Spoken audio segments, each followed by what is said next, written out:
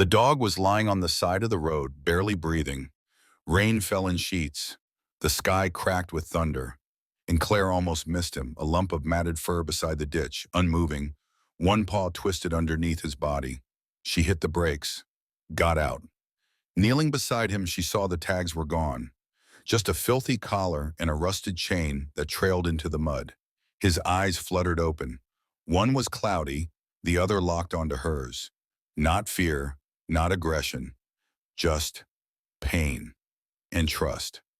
That's when the truck pulled up behind her. Old, rusted Ford. Out stepped a man in denim and a stained cap. "That's your dog?" "No," Claire said. "I just found him." "Been limping around here for days," the man muttered. "Useless now. I was going to put him down." She blinked. "He's yours?" "Used to be," he shrugged. "Was a guard dog on the old mill lot. Got hit by a four-wheeler. Vet said he wouldn't heal right." Claire stared at him. "What'll you do with him now?" He spat on the ground. "You want him? He's yours. $5 and he's off my hands." She opened her wallet, gave him the 5, and carried the dog into her back seat. At home, she cleaned his wounds. He didn't move, didn't growl, just stared at her. She whispered, "Your name's Rook, okay? Like the knight on a chessboard." He blinked once. The next days were quiet. Rook didn't bark, didn't eat much, just stayed curled on the rug near her bed. Claire was a part-time librarian and part-time night student, not rich, not even stable. But she gave him what she could: canned chicken, an old blanket, gentle hands. And slowly he came back.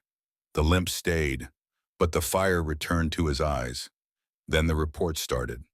Break-ins, gasoline theft, one neighbor's fence cut, garage ransacked. All in her block, all after dark. Police were looking into it, but everyone in the neighborhood felt it, a tightness in the air. Claire started locking every door, every window. Rook would sit by the front door for hours, ears perked, head low. One night she woke up to find him standing perfectly still in the hallway, staring at the front door like it was breathing.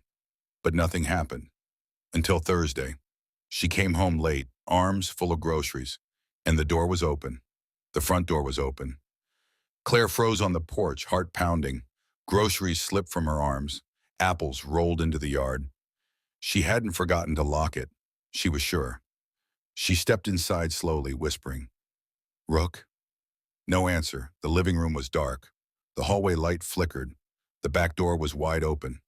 And Rook was gone. She searched the house, every room, the basement, the attic. Nothing. Then she saw it. A streak of blood on the kitchen floor. Not a puddle, a trail. It led outside. She followed it barefoot, rain soaking through her sweater, across the backyard, over the broken fence, into the neighbor's empty lot. And there she saw it. 2 men, one on the ground, groaning, clutching his face, the other limp, unconscious, and in the middle of them, Rook. He was hurt, limping worse than ever, but standing between her and the intruders, growling, tail rigid, mouth bloody. Police came within minutes. Turns out the men had been wanted for a string of break-ins across the county.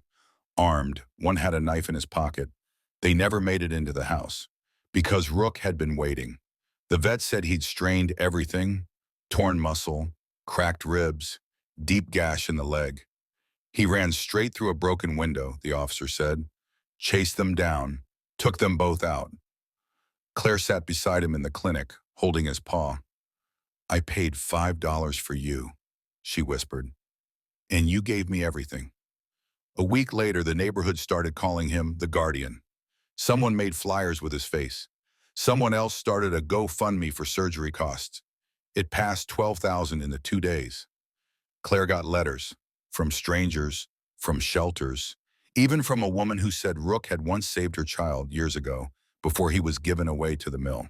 But Claire didn't give him back, because some things, some bonds, aren't up for trade. Rook stayed by her side. He walked slower, limped harder.